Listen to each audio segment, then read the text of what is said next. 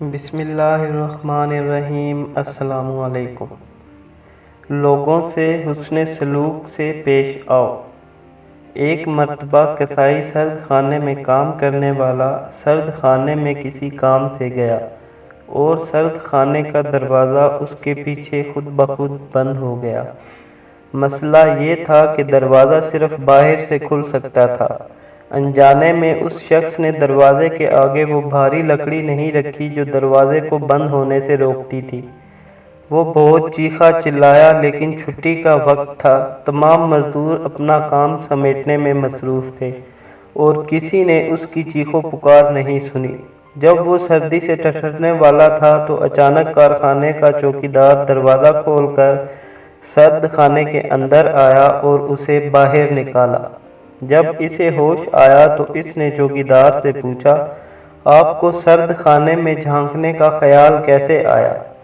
چوکیدار نے جواب دیا، آپ ان چند گنے چنے لوگوں میں سے ہیں جو صبح کارخانے کے دروازے پر مجھے سلام کرتے ہیں اور شام کو چھٹی کے وقت خدا حافظ کہہ کر گھر جاتے ہیں۔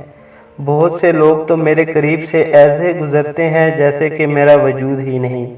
آج آپ صبح میرا حال احوال پوچھ کر اندر داخل ہوئے تھے، لیکن میں نے آپ کو خدا حافظ کہہ کے گھر جاتے نہیں دیکھا، تو سارے کارخانے میں آپ کو تلاشتے ہوئے آخر کار سرد خانے میں ڈھونڈ لیا۔